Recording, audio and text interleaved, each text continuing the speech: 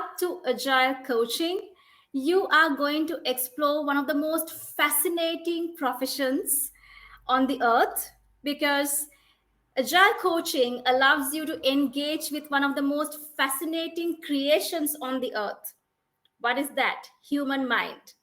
You all know that there is so much untapped potential in our human brains, our human mind, and Agile coaches getting this exciting, amazing possibility and opportunity to work with human minds.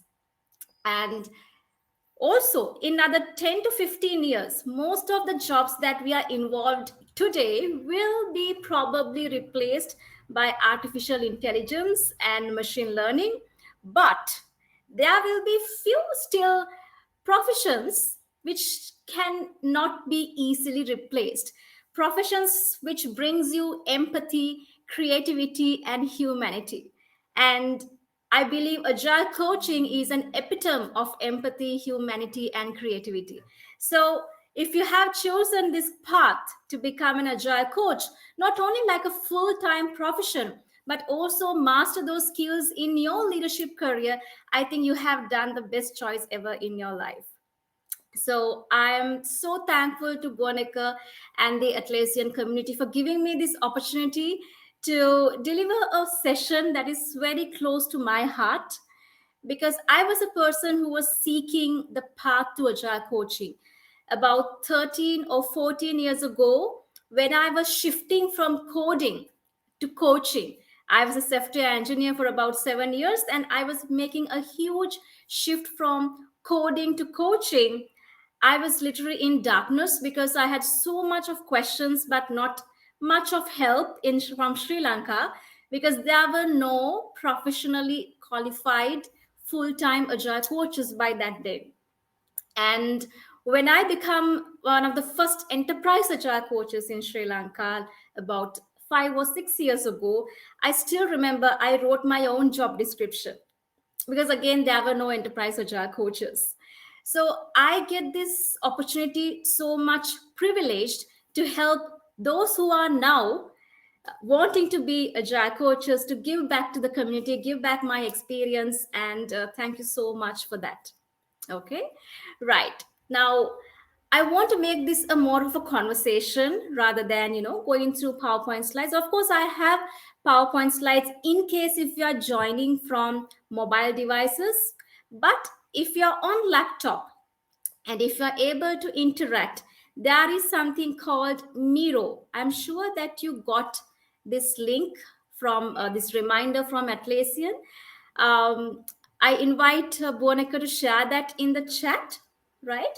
So this is a online collaborative platform because after this session also you will have lots of questions and I'm sure that you want also to learn more. So I thought like sharing this link with you so you can put your questions, you can put your ideas, what you want to learn more, and also some further reading as well. So I hope you can see my Miro link, and Buanika kindly share the link for team to join if they can. So I'll just show through the frames that you will see in the Miro link. So welcome. This is the welcome frame, and we are going to do a short activity, right? A small activity on the coaching when I'm introducing into the coaching.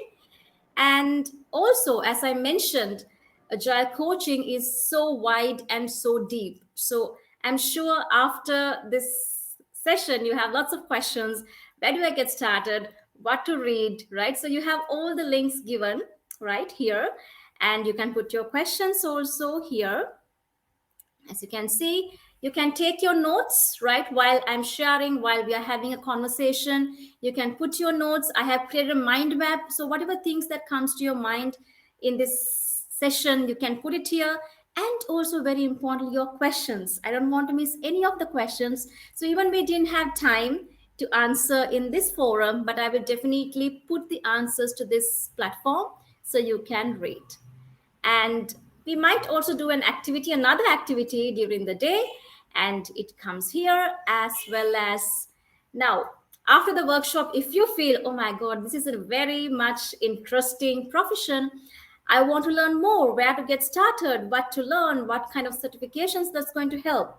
Then I have put those kind of a path, Shuhari path, right? But with a very important note, following certifications alone will not make you a great agile coach. It's all about your experience, it's all about your willingness to serve people and your inner work in transformative leadership. But certifications will definitely set you a solid foundation for this new type of skills that you need to become a great agile coach. And last but not the least, your feedback. I'm very much looking forward for your feedback. How can I serve you better? What you like about the session?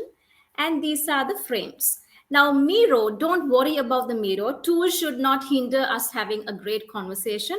This is a very simple tool, and all you need to know in the Miro for now is just that the sticky notes. That's all you need for now. Okay, all you need is this sticky note. I mean, if you are using all, this is all you need to know, right? And also you can see in the towards the right bottom right, there is a map, so you can quickly locate which frame, right? And if you want, you can zoom in or zoom out, right? That's all you need. And there you can see there is a select tool, there's an arrow. When you click that, you can even scroll to right, left, or upside down. Okay, don't be hindered by the tool, right? It's more about having a conversation. But if you can, if you're not using mobile devices, please be part of this tool as well. So this will become a continuous learning. All right, I'm coming back to the PowerPoint slide. Okay, right. So as I mentioned, um, agile coaching is so much wide in terms of different disciplines, different coaching frameworks, different tools, different types of coaching. And more importantly, it's so deep in terms of deeply rooted to our human mind. So today, I'm doing only an introduction where I'm going to answer questions related to three areas. First is why and what about coaching and agile coaching, which is probably most related to the coaching mindset. So my ideas, my uh, expressions will be more related to coaching mindset. The second question is who is an agile coach and what I need to do to become an agile coach. Is primarily I'm answering through agile coaching competencies and capabilities. And the final question is related to how can I become a better coach? This is where I'm going to talk about different agile coaching disciplines, agile coaching types, and agile coaching impact, right? Because then you can make a choice which path I want to take. Okay. And as I mentioned, it's not about answering all the questions, but having a meaningful conversation. So while I'm presenting, I can't see if there's a question. So please notify Buoneka at any point of time. Please let's make a pause. And if you have any questions, and especially if you have any ideas, please feel free to share. Else, I'll be moving on. Okay. Any questions so far? Are you able to access the Miro board? I hope I'm okay to move on. And let me know if there's any questions, ideas coming on. Yeah, all Right. good. Yeah. Wonderful. Right. Let's start with why and what about coaching and agile coaching. Now, to do that, let's see if we can go to the Miro board, right? If you can go to the Miro board, I have this activity in PowerPoint, but it will be nice that if you can do it in the Miro board itself. You see the go to the welcome, there's a welcome page. So I will put it right, make it bigger, right? So you can see there are about 9 pictures here. Okay, there are about 9 pictures. Think about any of your life experience which you went through, which you are going through, or even you wanting to go through. Okay, and see if you can relate that experience to one of those pictures. So if you feel, for me it's like, for example, the first one, right? So what I do is I just put this, there's a circle, right? I bring it here because I'm relating much to this uh, picture. So you can access these circles, and if you have any picture that you can relate it to one of these pictures, please bring it and place it on the picture. You just click the circle, right, and bring it here. That's it. And if you can't bring, what you do is there are shapes, right? You can see, you can put a shape, this circle, and create it here. That is also okay, no problem. Let's see a minute if you're able to do it. And if not, don't worry, I have a backup as well. Let's take a minute and see whether you are able to. Okay, I see the people are moving circles. Awesome.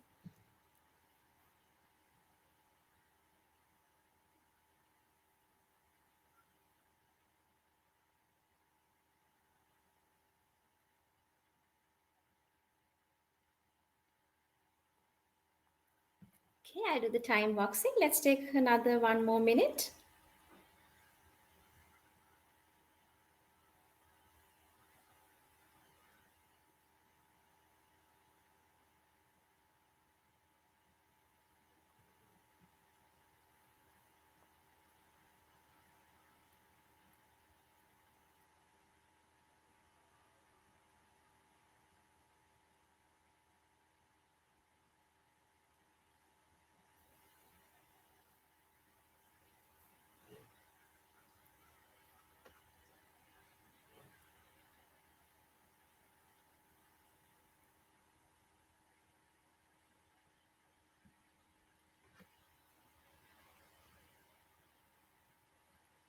Okay, 30 seconds more.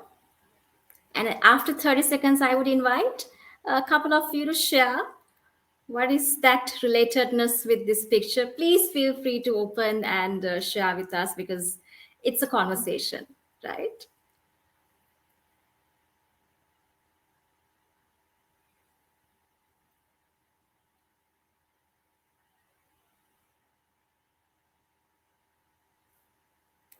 All right. So if I look at is number 1 and number 8 has kind of higher scores, so people more and more relating to these pictures. So anyone has voted on the 8, the picture 8. Can anyone unmute yourself and share what is that relatedness? What is that experience is all about? If you're okay to share, right? And this is a safe place. We are going to have a meaningful conversation with each other. So what comes here stays here. Would anyone like to unmute yourself and share? What is the 8, the picture 8 is all about?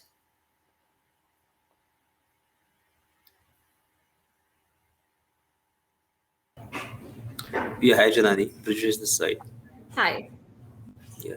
So this picture eight, actually, we are in, yeah, we are in professional life, Hmm. and we have been using such kind of scenarios like whenever we are doing a sprint planning or a Yes. sprint review is happening, such kind of things. Even if it is a retrospective or a general kind of a discussion over a table, so such kind of scenarios, ask us to be together and to discuss on a common point to reach to a conclusion. So it's all about a teamwork. It's all about reaching to a conclusion. It's having the opinion of all the team members at the same point of time. This is what I think personally.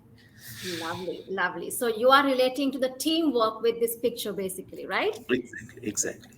Awesome. Anyone else who voted? So we're trying to see, right? Anyone else who voted the same picture is here with us. Would you like to share what was that you are relating to? We see two more votes, right? So anyone else voted the same? Hi, Janani. Hi. Yeah, Yes. so I also for the same, and it reminded me of the recent PI planning I did with the team, a teamwork effort. So yeah, that's what came to my mind. Awesome, awesome. Right now, you can see. I mean, if you go through the picture number 1 and 6 and like that, I'm sure we're going to hear lots of beautiful stories. How you can relate your life or experience in your life or in your profession to these pictures. Now, what is it actually trying to tell us? Okay, I'm going back to the PowerPoint. Let's see what is it really trying to tell us. Now, it's trying to tell us is relate. The word relate.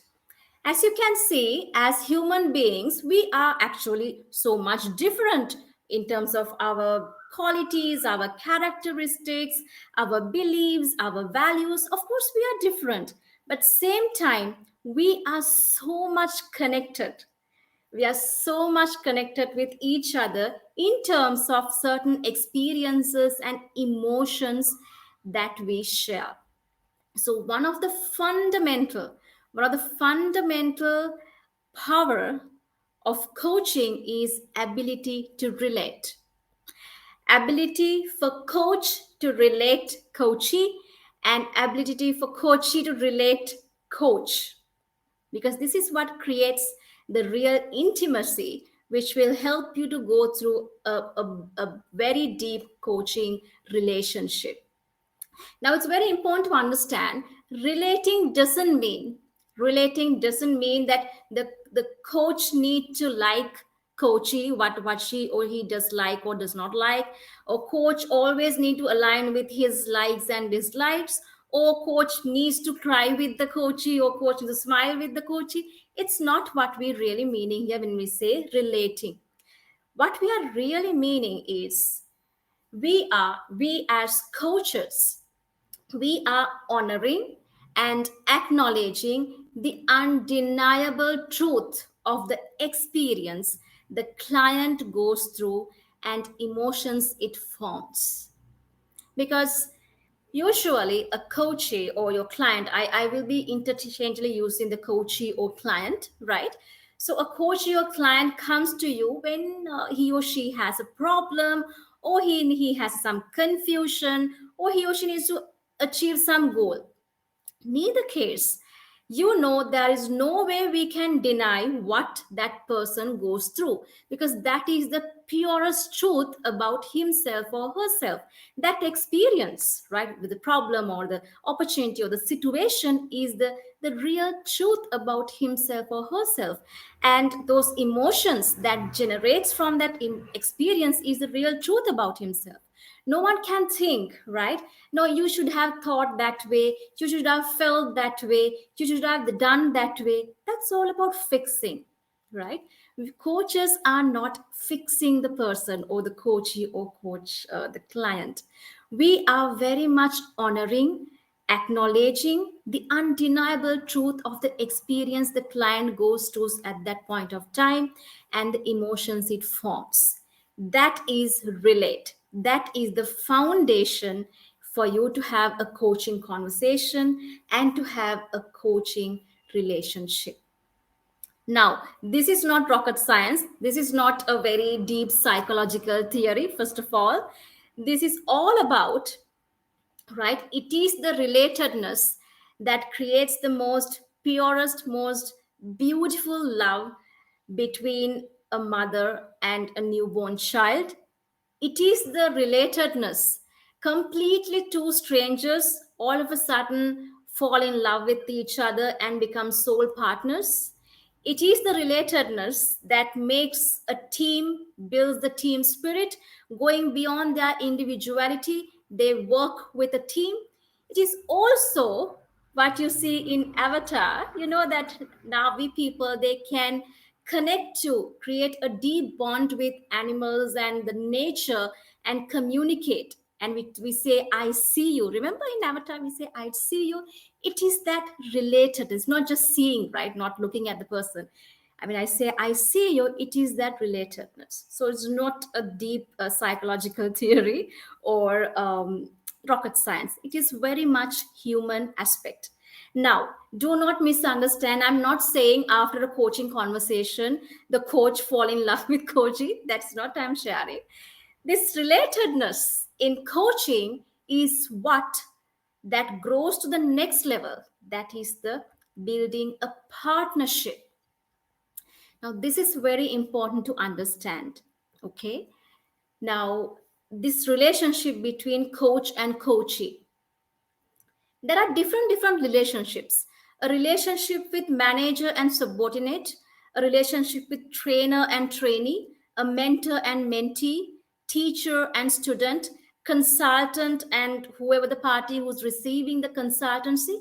Always the manager, the trainer, the mentee, mentor, and the concern, always they are always high in authority, high in expertise. So they are leading, the other is following, right? But this is quite different. Coach coachee relationship is quite different and quite unique. That's why we call it a partnership, like in couple dancing. Okay, anyone here, do couple dancing, go for classes, practice, and do for it as a hobby? Anyone here? And I would like to ask, like, what is the most important thing, like when you're working with a partner, dancing with a partner? Is it that you be the best in dancing steps or something else? If anyone doing couple dancing, jive or ballroom or salsa or whatever. Would anyone like to share? What is the real beauty? What is the real secret to make a beautiful dance? Any guesses? I'm sure you know. I think folks here, so we'll have to spell it out maybe this time. Yeah, Bonica, what do you think? I'm sure you're doing cover dancing. So What do I you think think? I think it's very important to remember the steps, right? I think it's Remember the very steps? Yes, yes. What else? What creates a beautiful dancing form? Remember the steps, of course, you need. But when you're working with a partner, what is most important? synchronization, I would say. Spot on, spot on, right? So a masterpiece dance is formed not through simply following the dance steps. Of course, you remember, and you that is the first step.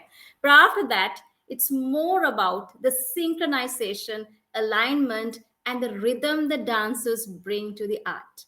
So, coach and coaching relationship is so unique. That's why we call it a partnership. Now, this is very important if you are an aspiring agile coach, if you are an agile coach, or if you're wanting to enhance your agile coaching ability. Still, understanding this is very important because then you can make some choices.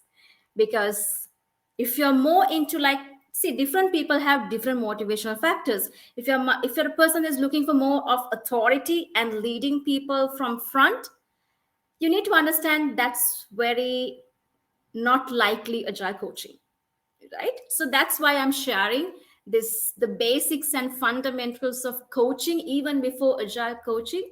So this gives you some hints. Is agile coaching really defines me, or even first of all, coaching really defines me? Okay, right. So I move on. If there are any questions, Bonica, please give me a buzz and I will like to answer. Okay, Yes, yeah. right. So now what we happened, we first started relating, the relatedness built it into a partnership. Now, why this partnership is important? When you build this coaching partnership, through this partnership, coach engages with the coachee through an artful conversation. You will know more when we about the artful conversation. We will get into that.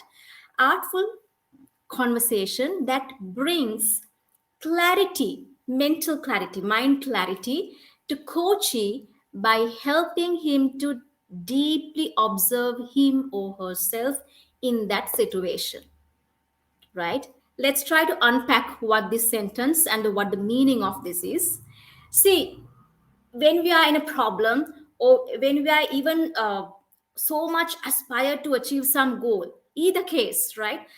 There's so much distractions with our emotions, and we really can't settle down because there's the emotions are rumbling in our mind, like you see these leaves, right, in the wind. So we really can't sit, settle, and observe what's happening in me. As long as you don't deeply observe, you can't make a change, you can't make choices for your life. Now, let's try to understand the power of deep observation. the power of deep observation on making changes in your life. We always say, no, agile transformation is all about mindset. Changing mindset is so difficult. Obviously, I've been changing the mindset is the most difficult thing in on the earth, I believe, because mindset is mine. How can you change my mind? Right? I think agile coaches should not change others mindsets because it's an intellectual property. What you do is you give choices. You help your coach to make choices, give an environment to make choices, and if he choose, that's it, and if you don't, he doesn't. Right? So let's try to understand how this deep observation can help you to make those choices.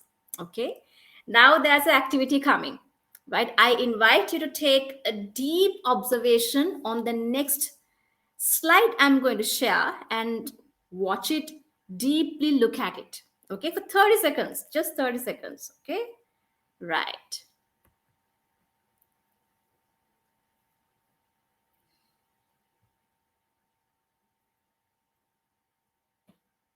Okay.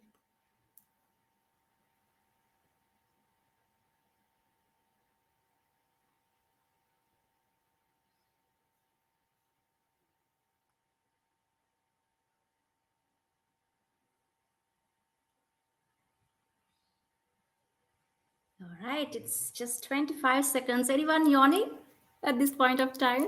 Bonica, you fall asleep? Almost, almost. Almost, right? Right, we know this. This is the very natural phenomena. When we see someone yawning or sneezing, we also get the same effect. And there's another simple thing, right? Have you cried with movies? Have you fought in movies? Have you already become so patriotic with movies? And when you go to the stadium, right, have you been cheering when the people, the cricket matches or volleyball matches or soccer, see you so much cheering, but you know that's just a game, right? You know this is just a movie, it's going to end in 2 hours, and those are simply characters. But we start crying and arguing, making logical, arguments and all these things. Would anyone like to share what's happening here? What's happening here? I just stopped sharing for a moment because I'm going to share something, um, very interesting thing. Okay, right. Would anyone like to share what's happening here actually? Why you cry with? I'm sure that you have cried, smiled, fought with movies. What's happening? Hi, because we are connected. Exactly, we are connected, right? So spot on. Actually, that this very simplest theory is we are connected. Actually, what is happening here is, right, something called mirror neurons doing that. Now, I'm not deeply learning on neuroscience yet, but I'm learning. So I will send you the YouTube link that you can read about this mirror neurons, something really fascinating about the human mind. So in your this front area of your brain, we have something called mirror neurons. Okay, even monkeys have that, even certain animals also have that, but more deeply, more concentrated mirror neurons are having the human beings, which makes us human beings, right? So what happens is, when you deeply observe when you deeply observe something, your mirror neurons here get awake, right? And it gives a message to the back, your motor system in your brain, say something happening, do something about it. Okay, so there are nice researchers about this, some experiments, right? Please watch the video that I'm sharing. Okay, so the mirror neurons get activated and tell you do something about it. Now that is because we observe, isn't it? Now, what? In a coaching, whether a scrum master not being able to build a good relationship with the product owner, or a product owner having fear to have get into an argument with the solution architect or enterprise architect, or a developer not wanting to do any pair programming with a tester, right? So all these are challenges, no? But when you are in the problem, You are not observing. You are inside the problem with all the rumbling emotions. You are inside the problem. You are not observing because you are always inside the problem, right? What the coach trying to do is, you are inside the problem, you take the coachee outside the problem and let you observe like an audience, like we watch a movie, right? Now what? Now our mirror neurons get activated and say, okay, something interesting thing happening, some problem happening, some potentials are there, go and do something. Okay, the most important thing that coach, right, in coach do is this, having this artful conversation and help the coachee to get out of his problem. Look at it, observe it as an observer, as you're in a stadium or in the, or as an audience, and observe the situation. Another phenomena, okay, rainbow. We all know what's rainbow. We have seen many times rainbows. Tell me, what do you need? What are the minimal things that you need to have or see a rainbow? What are the minimal things you need? Yes, go on. Okay, you need a sky. Yes, what else? Of course, we need a sky. Okay. Eye. Wonderful, wonderful. Eye. What else? What else? Rain. Okay, rainbow. So rainbow is the creation, right? So you need sky, you need eye. What else you need?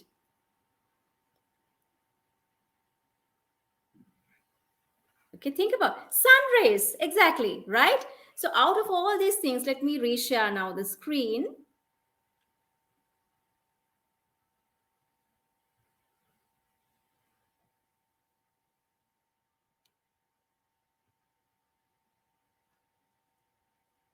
Right. So you can see, for you to really see a rainbow, it is not just enough that you have a sky. The water droplets, you need water droplets, right? That needs to go through the sun rays need to go through the water droplets. But if there is no eye or a witness or an observer, you will never have a rainbow. Are you agreeing with me? You need a sky, of course, some platform to get it created, and you need sun rays, you need water droplets. But neither case, if you don't have an observer, if you don't have an eyewitness, rainbow never gets created. This is the phenomena that happens in a coaching conversation. Suppose the water droplets is like the problem or the opportunity, and the artful conversation, the powerful questions, see the sun rays that goes through. But when the person look at it from the outside, the other side only, the rainbow gets created. This is the phenomena that happens in a coaching conversation. Okay. Right. So, what happens here? As I mentioned, when you deeply observe, we started with relatedness, right? Ability to relate. When you can relate with your coachee, when coachee can relate with you, it becomes a partnership. And through the partnership, coach is helping you to deeply observe the situation. And now, what happens is when you deeply observe, your mirror neurons get activated and you reveal your very indigenous fears, blind spots, and potentials to change. This word indigenous is very important because a coachee will not create something in you in coach. A coach will not grow something in you like mentors grow, right? Mentors grow new skills, it gives advices, tells something to do. The coach will not grow something, create something. The coach starts with a very fundamental idea. My coachee is resourceful. He or she has all the power because we talked about the mind, the healthy human mind has so much untapped potential. So my coachee has that untapped potential, but it's maybe at the moment covered with our own mental debris or complex organizational environments or politics and all these debris. I'm just there to help him to reveal. So when that partnership grows, when you have those artful conversations, the coachee will reveal his or her very indigenous fears, limitations, blind spots, and most importantly, the potential, his own inner resources, inner capabilities to make the changes. Right? Like you see in this picture. It's a revelation, right? When you have this revelation, right? It's a revelation, process of revelation. When you reveal something that is still very much inside you, now you reveal, you come to know, you enlighten, and with that what you can do is you reconcile with your inner leader, because leader is a person that could make things happen. You don't want someone to come and tell you, give you an action plan, give you roles and responsibilities, give you a race chart, give you incentives to make things happen. You just have to wake up, you need to reconcile with your inner leader so you make choices for the change. This is what, first of all, even before agile coaching, very nutshell, right? In a nutshell, this is the process, not a linear process, very much evolutionary process that happens in coaching. Okay, I'm going to share you an example. After sharing the example, we will have a bit of questions and answers. Okay, because I'm going to show you the entire process, what is happening. Let's see an example. Bonica, is there a way that I can share with the sound so it's automatically sounds will come? I think it should be working, Janni. Just Okay, give it a shot. I'm just going to play the video and let me know if you can hear the sound. Okay. Okay. Can you We hear can the sound? we can hear you. We can hear you. Okay, right.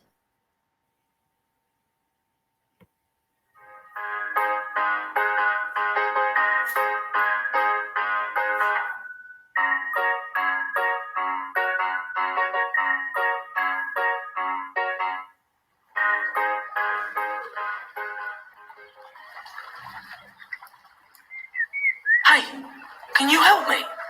Hey, how can I help you? I need to cross over. You want to cross over the stream? What have you tried so far? I tried to swim. I saw a fish doing that once. You tried being a fish? What else?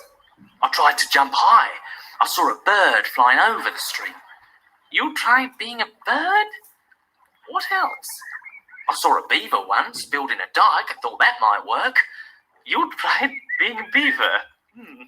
Would you mind getting into the stream? What can you see? I don't know. Water? And my reflection. Excellent. And what do you see in that reflection? Is that a fish? No, it isn't. Is it a bird? No. Is it a beaver? It's not a beaver. So what is it? It's a fox.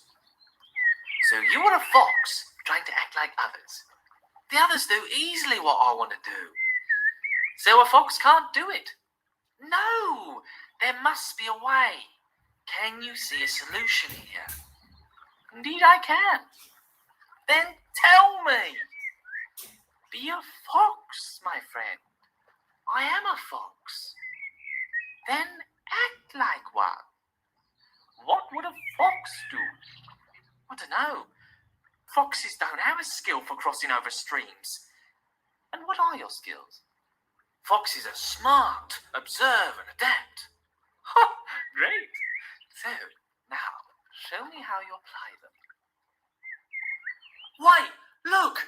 The stream is decreasing. So what? If I wait 2 hours...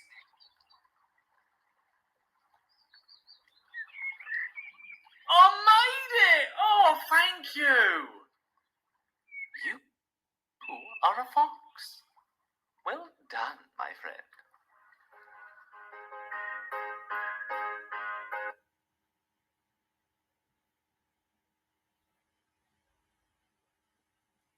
Right. I just stopped sharing for a moment. And I would like to hear from you. This was the most simplest coaching conversation ever I would be, right? But what do you appreciate about this video, this coaching conversation? Were you able to see the relate, reconcile, relevance, revelation? Were you able to see those areas? Tell me anything what you appreciate about this coaching conversation.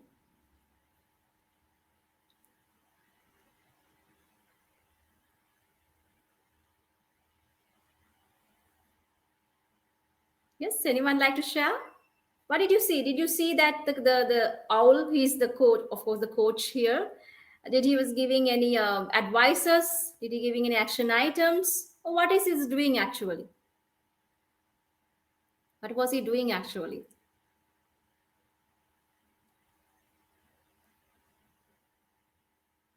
I Okay, there are think we, many familiar faces. Yes, yeah, yes. I think we have a silent audience journey.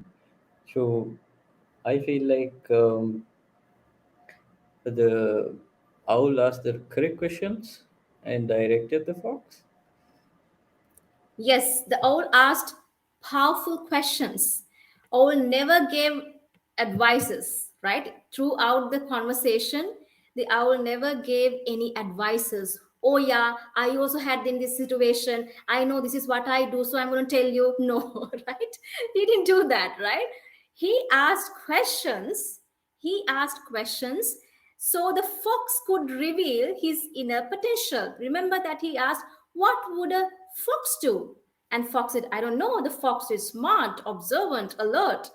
See, the fox is now revealing his inner potentials. Then what the old said? It said, then act like him, right? He didn't give the solution, right? He didn't give the solution. Then it said, act like him, act like a fox. Then only he thought like, okay, he has to observe and then, jump when the water stream subsides. So this is what I mentioned, explained as first of all, the coach and coachee need to relate with each other, and then with that relatedness becomes a partnership with the trust and intimacy. And when you create that partnership, what happens is through an artful conversation, you help the coachee to observe the situation, observe his own experience, observe his own emotions. Through that, he or she reveals his blind spots, limitations, and the potential to make changes. No one is telling, he reveals, which is very much indigenous. We have those potential, we have those fears, we have those inner limitations as well as inner power to change as well. Once this revelation happens, what you do is you reconcile, you reunite with the leader in you to make choices. That's how sustainable changes happen. Okay, in a nutshell, this is what coaching, first of all, even agile coaching. And I would like to see any questions or any ideas, any surprises even.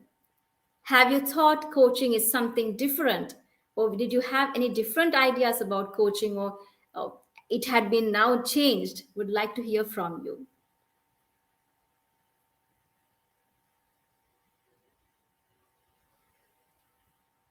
Yes, love to see your faces as well. Lots of familiar faces here. Yes, yes. Anything that you thought, okay, I thought this was coaching. Oh, it's quite different. You can share in the chat or you can simply unmute yourself and share as well. See. Okay, so until you wake up your thoughts, okay, reverting on each questions. Yes, exactly, right? Thank you, Bridges, for sharing that. And I would love to hear your thoughts even in the chat if you're not able to switch on the video. And going back to the slides, okay, so if I'm okay, I will be moving on now, right? I'm sharing the screen once again.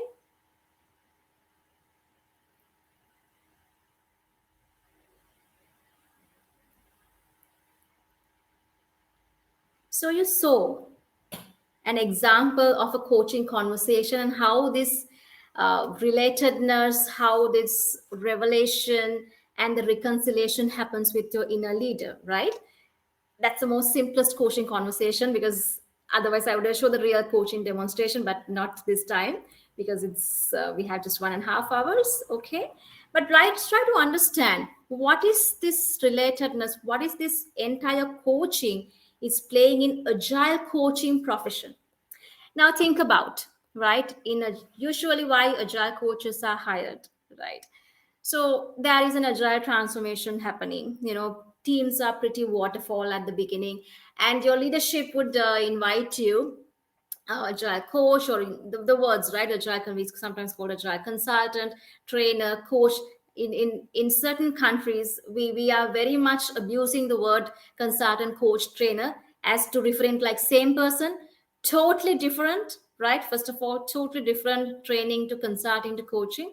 But some ways, right? So leadership call some agile expert and say, hey, we are going through a transformation where we are pretty much waterfall at the moment, and we need to enhance our productivity and quality. Do a training. So we start doing a training, right? And they spend a lot on training, and they spend a lot on tools and platforms, and then expecting from tomorrow the agile is going to work nicely, right, and smoothly. 99% cases it won't happen, right? 99% cases won't happen. And then of course the organization has spent so much, right, and on the trainings and tools and platforms, and then they get tensed and say, hey, this is not going to work like this. We'll do a agile assessment. Okay, and then you do an agile assessment, you bring a whole heap of checklist and see whether you are doing going to the team by team like a police, and now you see they're doing right, you tick it, whether or not it's red tick or red tick or red tick or red, and you get a nice heat map. These are red and these are not performing, these are green because people are standing up in the standing stand daily scrum, so they are green, right? Neither this green, neither this red really going to tell you whether you are doing agile. First of all, I'm not in disagreement with agile assessments. Even I do agile maturity assessments. What I'm saying is the approach of the transformation, because changes, right, any change, as human beings, as animals, and anyone, we have a indigenous again scary for changes. We don't like changes, right? Why? Because we feel insecure what will happen to us. It will go through certain changes in our life, in our profession, so we are not, we feel insecure. So if you are to really change, you should be able to, you can't give a plan, you can't simply give a roadmap, give action items, roles and responsibilities, deadlines, and say hereafter you are changing, right? The change has to be evoked. Now think about this nice revelation, this evolution of this butterfly, right? From the puma to the cocoon to the until this, you break the cocoon and fly. Now, if you keep on pushing the cocoon, wake up, to break it up, would you think it happens? Actually, the insect will die at this point if you keep on pushing that, right? But the butterfly, or this cocoon has all the potentials, right? All the potential that it goes through, and to break the cocoon and fly. We need to believe as coaches that our teams, our individuals, our teams, our leaders have this potential to change, but we need to help them. We need to help them through a transformative process so they can reunite with their leadership. Actually, what happens in the last stage of this evolution of butterfly is he, or the butterfly is gaining, regaining, reclaiming his or her its leadership to break the cocoon and fly. That is what evoking change rather than enforcing change. There are two ways we can do. Of course, we can give incentives or fake promises and threats and action items and all these things and try to make a change, which is not sustainable. Or else helping people to reunite with their leadership to make changes which we call evoking changes. Right, and that's what an agile coach do. Because right, we talk about like agile coaches need to make people agile. Why do you have to do that? Right, you don't have to do this, because think about leadership, agility, adaptability are so much indigenous for humankind. That's how we evolved for millions of years. We have been going through so many changes, right? From the Stone Age to all these phases, and today to the digital age, we went through so much of adaptation, right? So why do you need to make people agile again? Right? You can't, and because it's a choice, first of all. So the thing is, people have the humankind is it's the agility, the adaptability, the leadership, the teamwork is indigenous, it's inborn talent and potential in human beings. But what happens is, when you were put into very complex organizational structures, and when the politics come inside that, when the very hierarchical and bureaucratic processes are there, your inner leader and your inner leadership get covered.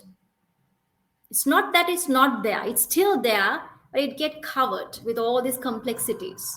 All what you do as agile coaches is that helping to reveal that inborn, innate, indigenous, our DNA, that is to be agile, to be adaptable, to be work as leaders, to make it reveal for ourselves. That's what a real agile coach is doing. That's what I always say. An agile coach will not give you action items and roles and responsibilities and a heat map and say you are bad, you are good, like that, right?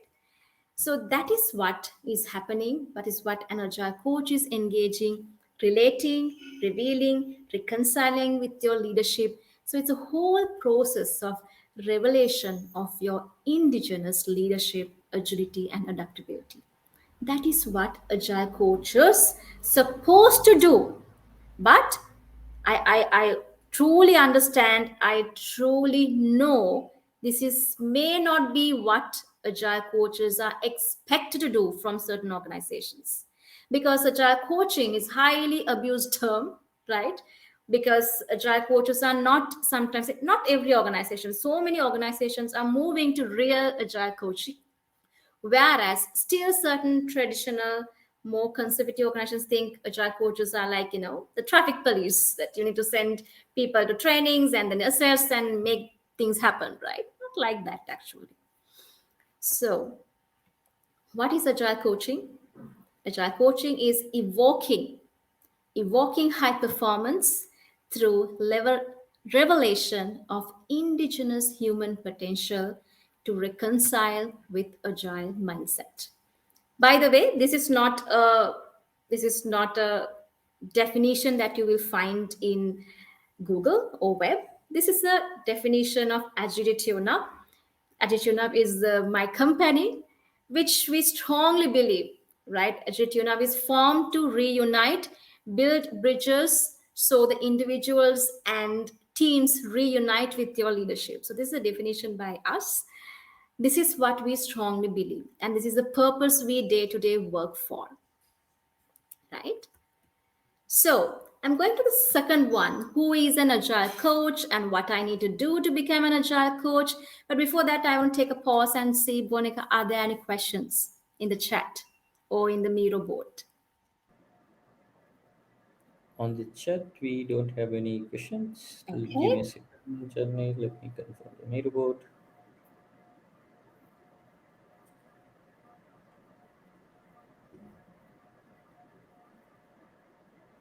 And as always, right, the Miro board is open. I will, the access will be there. Even after this session, if you have questions, I would be love to answer. Okay. So I'll be moving on in that case. Who is an agile coach and what I need to do to become an agile coach? So as I mentioned, an agile coach partner with individuals and teams in the journey of reuniting them with their leadership so organizations can continue to achieve high performance. That is an agile coach. Now, here the word again, partnering.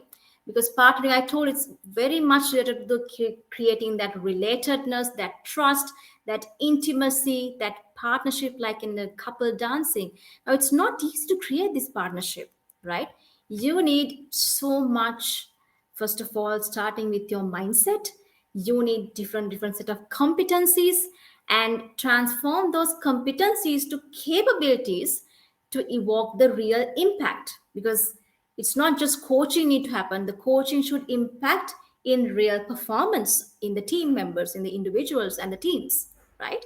So starting with the mindset, okay, to think about what kind of mindset a coach need to embody, right? We'll look at the definition of coaching once again, right? So, International Coaching Federation defines coaching is partnering with clients in a thought provoking, creative process that inspires them to maximize their personal and professional potential. This is exactly same I talked about as walking, revealing the indigenous human potential, the same, right? And Lisa Adkins of Coaching Agile Teams, I'm sure you, at least some of you have read this. She nicely explains coaching is an artful conversation in which the coach helps the coachee to see new perspectives, new possibilities, so they can take the next steps in their personal and professional growth. Okay, so very much similar definitions. Now, to really live this definition as a coach, to create that kind of partnership, what kind of mindset that you need? What kind of mindset? I would like to hear from a couple of you what kind of mindset you need. An open mind. Very important, an open mindset, no hidden agendas, no pre-conclude notions, right? Sometimes, when we are sometimes doing co consulting or mentoring, even someone comes, you think, he's coming with all this problem, or he is having this problem. We have lots of preconceived notions about people. We have certain, especially if we have worked with that person, and it's not something bad, I would say, because naturally human beings are judging, right? It's not bad, but it's naturally we are inclined to judge people, right? We are biased to certain concepts, certain perspectives, and we have our mental filters. This is how we look at the world, and we are trying to look at the person's or the coach's world also in same lens, but he or she look at the world in a different lens, right? So very important, the first step is open, right? Be open, no hidden agendas, no mental filters, no preconceived notions. You're very freshly attending the conversation as if you're meeting someone strange and you're really curious. What is he coming for? What is he trying to reveal for me, right? So, open. And the next is, I'm not the expert. I'm not the expert going to fix something. I know more than my coachee. Well, I know it's difficult because I'm also played a project manager role, consultant role. So always we're trying to fix problems, right? But no, we strongly believe the humankind have all the potential, right? The leadership is in DNA of this person. I'm there to reveal him something. I'm just to show the light, right? So client is resourceful, no need of fixing. For example, right? Let's say I'll talk about another example. And very important, flexible, respect to client agenda, client's emotions and experience. This is important. Sometimes when a client or coachee brings a problem, like say I'm having a problem to uh, facilitate sprint planning, I'm having a problem to getting the consent with my from my product owner or team at the end of sprint planning. Now you will start telling, okay, shall we start talking about the story point estimation, because story points are so much important to get the consent. Shall we do like that? You are completely jeopardizing the coach's agenda. Coach might be having so many things in his mind. Now you are putting your expertise, because you know where to do story points. Now you are going to create a different agenda. No, it's not about you. It's all about client. So you respect client's agenda, his emotions, his or her emotions and experience. You are curious to what's unfold. That's very important. You don't know, need to know everything, because if you are a person who's always get comfortable knowing everything, if you're always going to a coaching conversation with a fear, what if I don't have questions to ask? We talk about asking powerful questions. What if I don't have set of good questions to ask? What if I don't have answers to tell him? What if he thinks that I'm not helping him at all? If you go with this confusion and uncomfortable feeling, the coaching conversation will not flourish, right? You need to go with curiosity. It's another fascinated mind, another resourceful mind. Let's see what's get unfold. I know it's difficult, but with the practice, it comes. It comes. Okay. So, for example, as I mentioned, I coach lawyers. I can't mentor lawyers, because if I am to mentor, I have to be a experienced lawyer who had been in the journey of, in the law profession, and to give him or her advices. So I can't mentor, of course, but I can coach lawyers. Why? Because no matter that I have no idea about the law or the domain expertise, I can still relate to his or her human experience and emotions, and help him to reveal what is he or she going through at that moment, and his inner potentials and blind spots through powerful questions and conversations, right? That's what, because of that, I never go to with fear or with stress. Oh my god, I'm going to have a coaching conversation with a lawyer, I have no idea about law. Because of that, no, like that, right? You're going with still with curiosity, because I'm looking not at a lawyer, I'm looking at a human being, first of all. Okay. And the next is client centered. Sorry, there's a typo. It should be client centered. That means what matters most is client's growth, not about how many action items I gave, not about how many goals I created. The most important thing is what matters is the client's growth. Am I helping him to create choices, revealing something that he already had in mind, and making his leadership skills to transform to the growth and do some behavioral shifts? That's what all matters. Okay. Now let's see what kind of competencies. Let's see, to do this kind of conversation, to get into this kind of partnership, what kind of competencies you need. At this point of time, I want to again make a pause and ask. I'm sure, right, though it's not professional coaching, I'm sure that you have engaged in certain type of coaching conversations. Would you like to share in the chat at least what kind of competencies we need to have this kind of a conversation? Gunika, please let me know if you see any messages coming about the competencies. Yeah, I think we have a message which says empathetic mindset. Yes, very important. Yes, being able to empathize is a skill or competency. Yes, definitely. And there are certain skills for you to create that empathy. There are certain skills first need to engage. What are those? Any other skills? Any other skills?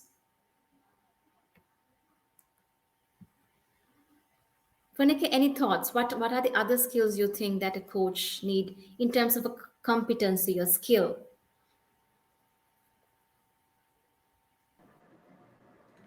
A coach should be able to facilitate or talk properly. Exactly, exactly, right?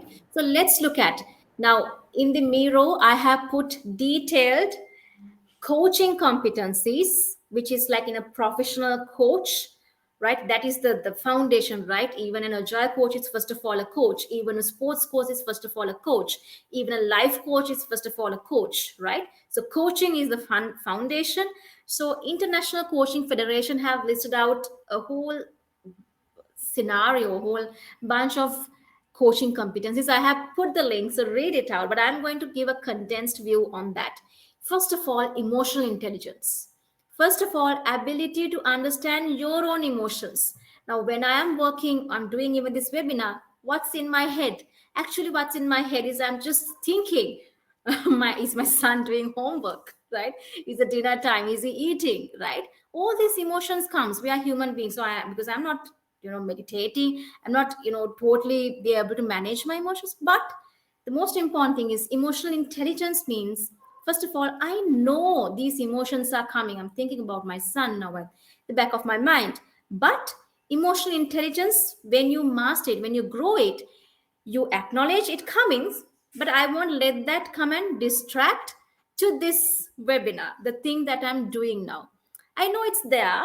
I know I acknowledge, yes, true, as a mother, I should be thinking of my son. That's perfectly fine. I honor my feeling, but it let me there. And I honor the work that is happening at this point of time, at this moment. So, emotional intelligence is the ability to really connect with your own emotions and being aware of it. If you're aware, you can manage it, right? Second is establish trust and intimacy. That is, trust and intimacy is itself a beautiful conversation, but love to have it one day if I get an opportunity to come to this forum again, right? So we will talk about, but you know what is trust. Presence. Now, this is very important. Now, presence means not absent and present, right? Presence is that you are presenting yourself, you are being in this moment curiously with a spontaneous relationship. Now, see, there are so many people in this workshop itself, right? Now, I genuinely, if I'm coaching now, right? So, what I do is I would genuinely trying to get awareness about what you are going through, what is your emotion, what is your experience. I honor that, right? And I am being present fully with full attention to you, to your emotions, to your experience, so that you could reveal things about your life. I give you an example. Now, when you go to a temple or a kovel or a church or a mosque, right? I don't think any of these places will talk for us. Say, hey, calm down, don't think about your problems, cool down, cheer up. This temple won't tell us. But when we go there, because of the atmosphere itself, we calm down. We can sit, settle, and talk to ourselves. Same thing happens sometimes when we go in front of a mountain or a river. Now, mountain will not do anything, right? Doesn't speak. But mountains stand in a way, present in a way, with full attention, looking at us. So we feel more comfortable, we feel more settled, and we can start observing ourselves. That is presence in a nutshell. It's a very deep topic. So you give the full attention with a spontaneous building, able to create a spontaneous relationship with your coaching client because you honor that person, honor the humanity, honor the dignity of the person. So you fully present to the person. And then active listening. We know that, right? So we all have heard about the active listening. Now, active listening is not simply listening for the facts only, right? Not only listening for the statistics.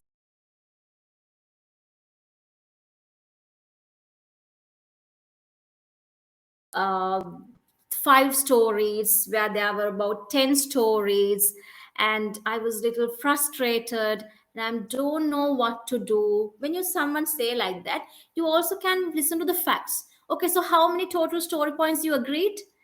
Why those 3 story points, 3 stories were remaining? Did you talk about the acceptance criteria? Now what you're doing, you are listening to the facts and you are asking questions so you can give a more expertise answer. But when you say, looks like you are frustrated, and you also told, I don't know what to do. When you say you don't know what to do, what does that mean?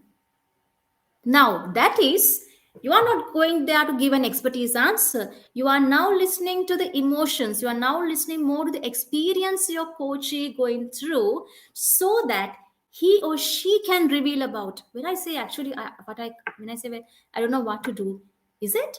Can I really don't know what to do for myself?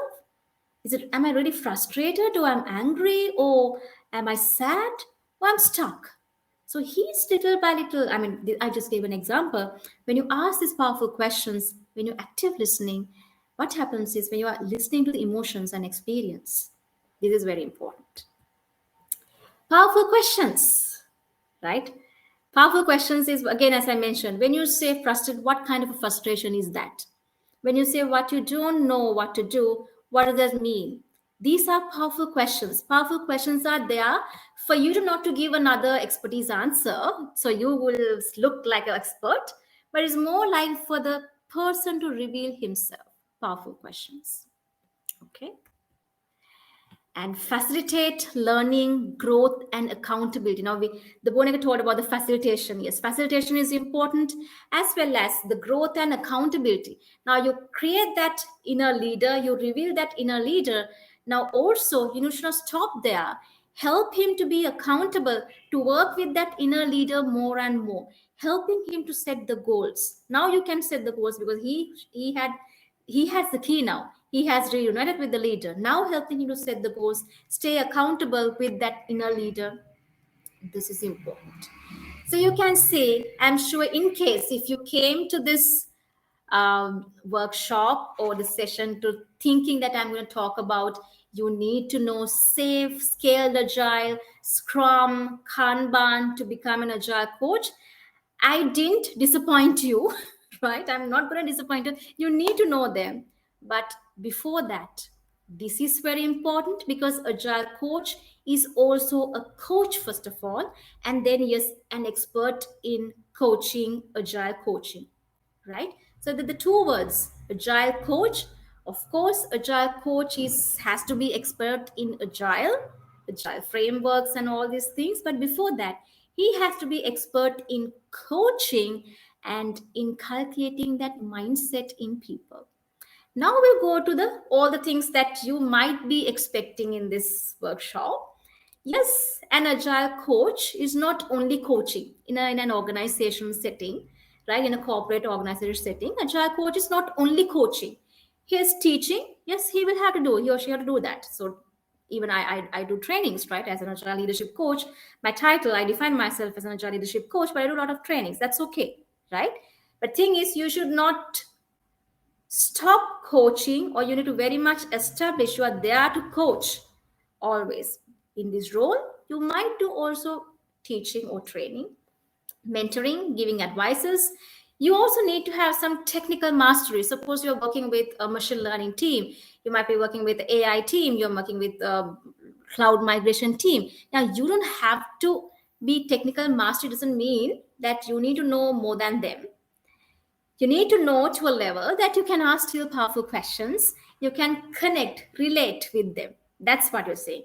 You don't have to have the being expert in all the areas. It's not going to happen. But domain mastery, the sixth thing is the business mastery. Now, I work a lot with banks, right? So I learn banking, retail banking, digital banking. I learn because it also helps me to relate, the create that empathy. But that never means that I know more than the bankers. No way, right? But of course, I'm learning deeply on coaching and transformation mastery. Now, until now, what I talk about is the coaching conversation competencies. Now, what is transformation mastery? It's actually different.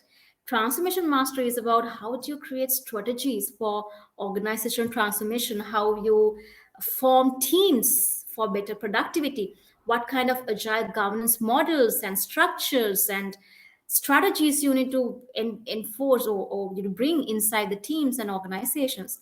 That is transformation. You need to understand the strategic aspect as well, right? Because especially as enterprise agile coaches, you're not only working with the teams, but you're working with the leadership to create an ecosystem of agility inside your organization. So you need to know how do you do the change management, how you do the strategies of change management. Those are transformation mastery. Facilitating, this is very much, you must be even using at this skill at the moment, because if you're a scrum master or if you're any leader, it doesn't have to be on a scrum master. Sprint planning, review, retrospective, any meeting need to be facilitated. It's not that you are the boss and you ask every person a question. That's not facilitating. Facilitating is another beautiful art, right? You are taking through people set of steps, navigating people's set of steps so they can achieve the real purpose of that particular event or the meeting. And the professional coaching, which is what I have been talking so far, right? So in different, as I mentioned, the agile coaches, if you look at the job descriptions of agile coaches, they are widely changing from one JD to other JD. So you can go to this link, right? There's an online assessment and see where you are. Doesn't mean that you may not, suppose you are not that good in transformation mastery, doesn't mean it's bad, because sometimes transformation mastery is not expected in at your current role. So you need to think, right, who you want to become, who you are today, who you want to become, and where you are at the moment, and what kind of skills that you want to gain. Having said that, I need to emphasize one important thing. When I say this word agile coach, it is also not a full time titled agile coach. I strongly believe success of a real agile organization should never be measured as number of how many agile coaches you have. Just because you have lots of agile coaches, your organization will not be agile, right? I think most important thing the agile coach should do is helping your individuals, the teams and leadership to be better coaches so they can take responsibility with each other, the accountability with each other to grow their people, to help the people to reveal their leadership so they can make choices for changes. Because one coach or two coaches can never make a huge transformation. So it's very important that your management, your senior leadership, your scrum masters, your product owners, your tech leads, anyone, right, who leading your teams and organizations know agile coaching. Not only knowing, but practicing agile coaching. So whenever I mention the agile coach, I'm not only referring to a titled full-time agile coach like me. I believe each and every of you are here is an agile coach or supposed to be an agile coach if you are in an agile organization driving that transformation. Okay, so yes, we have a little more time, but I would like to make a pause and see if there are any questions.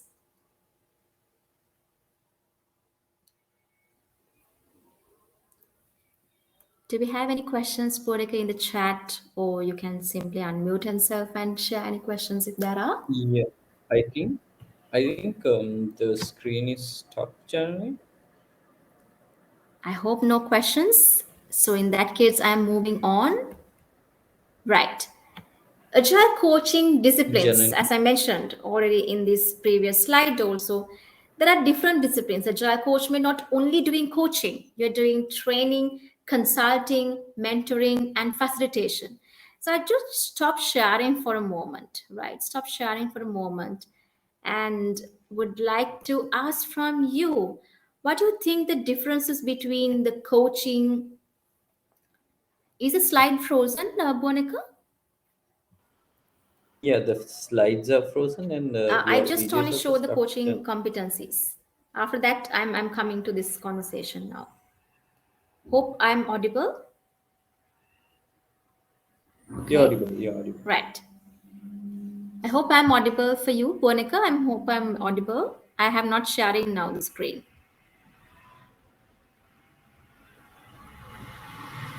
Bonica, are you here with us? Yeah, I am. I am here. Can someone like put a thumbs up or yes if you can hear me?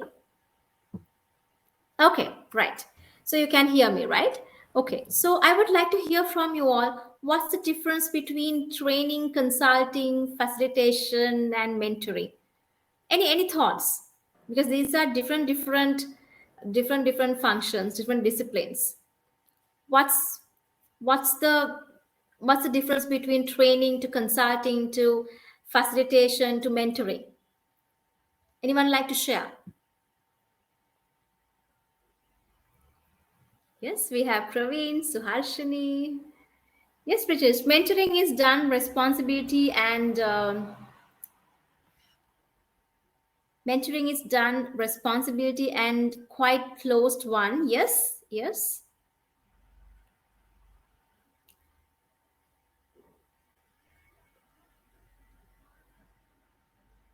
Yes, I see more responses are coming. Yes, yes. Training is for Mars. Okay, so it's like this, right? Training. Bonica, I believe my video is now. You can see me in the video, right? Not really, Journey. Not Let me really. stop the video for a moment, as long as if you can hear me. I hope you can hear me, We can hear right? you, Journey. We can hear. As long as, yes, then fine, no problem. So, what is training? Training is about imparting knowledge, imparting a skill. So, trainer is the expert, the others you don't have the skill, so I'm imparting that skill. Mentoring is about giving advices. Mentoring is about giving advices, right? So, because you have been an expert, you have been in that journey, and then you can give advices for someone of less experience to grow in that same journey and get experience. For example, I can mentor scrum masters because I've been a scrum master. I can mentor product owners because I've been a product owner. So I can, because I know the path, I know the journey, I've been there, so I can give advices. And facilitation, I told, it's taking the people in the meeting. So facilitation is always related to a particular event, right? It's particular to particular event. So you're taking through people through a series of steps so the people can fulfill the event, the goals of the event. And consulting. What is consulting? Consulting is about fixing a problem, right? Consulting is about you have the expert skill, you have the expert knowledge, so you are going to fix the problem. Suppose someone says, okay, we need gamification solution or dashboards to look at our metrics in a better way. So we bring Jira. So if I'm a Jira expert, I will consult the organization on enterprise Jira solution, for example. I'm sure Bonet can do that. Right? Of course, I can't. But you can do that if you are a consultant in Jira. Right? So that is you really solve a problem there.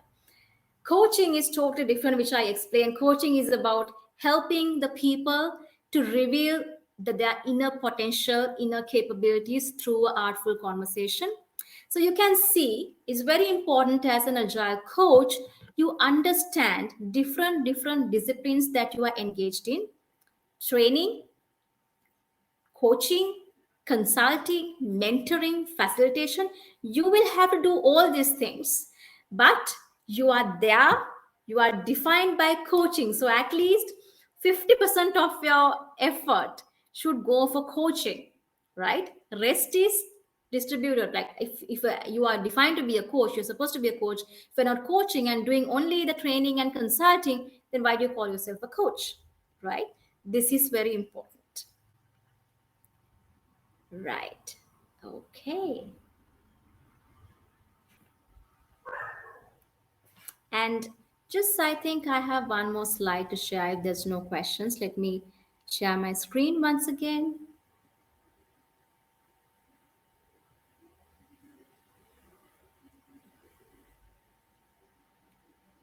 And different type of coaches, right? Again, as I mentioned, the job descriptions of these terms, scrum master or the agile team coach, enterprise agile coach, is highly distributed and different to each other.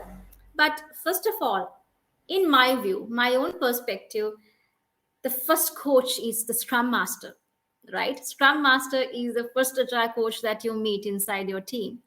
And then we also have agile. This is not a hierarchy, okay?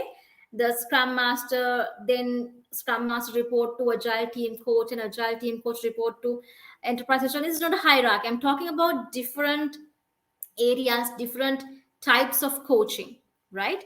The scrum master is the first coach to the team. And who is an agile team coach? Now sometimes you coach multiple teams in a certain program. You have multiple teams, so you're not only coaching one team, you are coaching multiple teams. This is what we call agile team coach. If you go to Scrum Alliance, I have given the link as well in the Miro board. If you go to Scrum Alliance, then you will see who is an agile team coach. And then enterprise agile coach or leadership coach. Who is that? Enterprise agile coaches work with senior leadership, the department heads, or all this senior leadership who will work with organizational boundaries, organizational silos, organizational impediments, to resolve the impediments and make the organization agile so the agility can live and sustain in teams. For example, if you are in a agile organization, or an organization who are moving to agile, one of the biggest challenges now in delivery teams, like all the software development teams, we ask practice to agile, right? But sometimes what happens at the sales, if you look at the entire value stream, it's, where do you get the projects? You are getting the projects from sales, and it goes to the marketing, finance, and HR, and all these departments need to work together to get a project, right? If the sales is done in a proper, pretty waterfall way, if the contracts are written in a pretty waterfall way, if your hiring process is pretty waterfall, if your finance department is asking annual predictions, right? How agile is your organization? Would you think really your deliver teams can practice agile? No, right? So enterprise agile coaches, because of that, work with senior leadership and your key clients to help them to understand what is the expectation of an agile organization, how to break these silos, and how to make an ecosystem in your organization to be more agile as an organization. That is enterprise agile coaching. You get detailed definitions about this in the Scrum Alliance, which I have given in the Miro board. I have given those links as well. Okay, so we call enterprise agile coach or leadership coach. So how can I become a better coach? Now, with the basic understandings, right? Because what I shared is now is a long journey in 1.5 hours. What I shared is a very long journey. So with this basic understanding, now you can see, okay, what kind of a path I take to become even more better and better. This is why I think that we call, you take through Shuhari. This is a nice evolutionary process in martial art, how you really master the martial art, right? Shu means that you obey the rules, right? Exactly, you learn what is agile coaching, the coaching competencies, the frameworks, the tools. You just follow them as it is. Just like in a agile transformation, you followed Scrum as it is, right? And you should do that. And more you become comfortable with that. Now you start blending the rules, making some explorations, doing some research and development, doing some innovations, take risks, right? This is hard stage, because now you understand why you are doing what you are doing. You know the meaning and purpose behind it. You're not very scared. You're now comfortable and confident to make changes and challenges. And the re is very much an inner state. Now you really don't confine yourself to a particular framework or a tool or a concept. You embody the entire concept of coaching, and it is very much becomes you, right? Like we say, when you start practicing a music instruments, right, like a violin or a guitar, in the re stage, right, the violin then and the arm becomes same, right? There's no, like, you don't feel like there's a violin, there's an arm. You feel it's the same thing, right? Even in driving, right? I mean, when I first learned driving, I remember, like, I'm braking, I'm pushing the accelerator, but we don't think that way, right? Once we have some mastery, we don't think that it naturally happens. So it becomes a very much natural state of being. So as I mentioned, this won't happen through certifications. You need to have a deep desire to serve people, to help them to grow and do a lot of inner work in your transformation mastery. But certifications give you that competencies, right? So I have given, where would you start if you are in SHU? Where would you start in terms of certificate? Yeah, you could. Okay, there are lots of certifications, but my personal recommendation is only what I have given. So Shuhari, if you can look at the Miro board, where you can go through that. Okay. And yes, so that's all from me. And the most important thing is to understand the relatedness, right? Because that is a very much human quality. So a great agile coach, first of all, is a great human being. And I wish you all the very best in your coaching journey, to helping your coaching clients to see the rainbows. Thank you so much.